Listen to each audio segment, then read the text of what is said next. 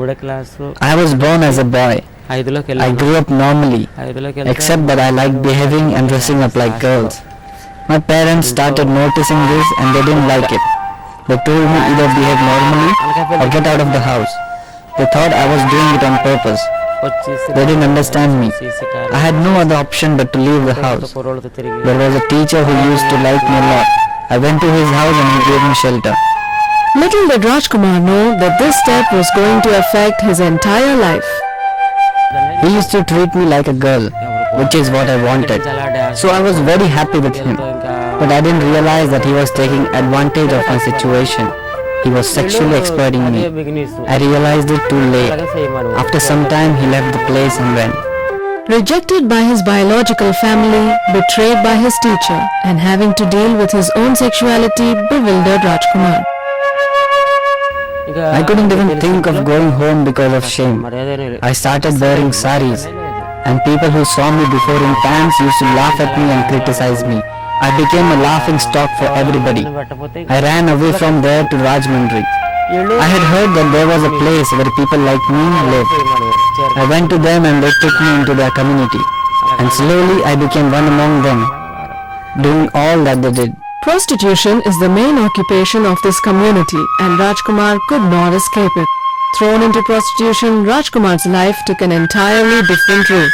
Rajkumar then took the final step and became Rajkumari. They asked me to get castrated and I had to. I didn't have a choice.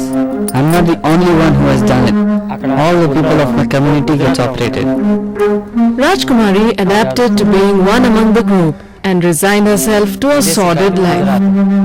I felt like my life is over. I felt like a dead body. I lost interest in everything. I continued doing my trade, but it was just to please my leaders.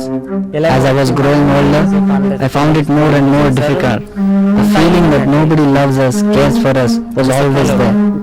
Even if we die, nobody will come for the burial or near the dead body. At a point when Rajkumari was sick and tired of the life of ridicule and rejection, two strangers came to her house. One day, two men came to my house. They introduced themselves as pastors.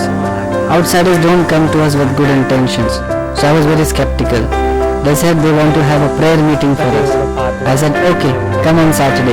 I was sure that they will never come again. The first time when we entered into that room, we were shocked, like more than 50 eunuchs surrounded us.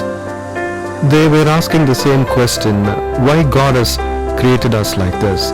Why are we not living like you guys? Why are we not having this wonderful life? Because of God, we are like this. We said to them that this God, Jesus Christ, can change your lives and give you wonderful life. That was the first time they gave us a chance to speak about Jesus. Rajkumari's and all of her friends' lives and their very existence took on a new meaning when they came to know of a God who cares for them and loves them unconditionally. Every week they used to come. We started to get together on every Saturday and pray. They told us about the God who loves us. We felt that we have somebody who cares for us, who accepts us as we are, who doesn't treat us as cursed people. Their worship services are a time of joyous jubilation for them as they unreservedly worship their living Savior Jesus Christ. For them, it is a time when they truly commune with the one who loves them unconditionally. Whenever I worship Him, there is a kind of peace that fills my heart. He is a God who listens to all my prayers. He takes away all my troubles. Outwardly, they still may look like deviations from the norm, but this group of Christians are absolutely sure about one thing. They have decided never to turn back to the life of prostitution. Before I came to know the love of Jesus, I was leading a sinful life. Jesus has forgiven the innumerable sins that I have committed. I'll never lead that life again. I'll never do prostitution again. Even if I have to starve, I won't go back to it. Having received such unconditional love and a new life from Jesus, Rajkumari says she wants to give back something in return. I want to go all over the country and tell my people about the ever-faithful love of Jesus Christ. I'm praying that I should get a chance.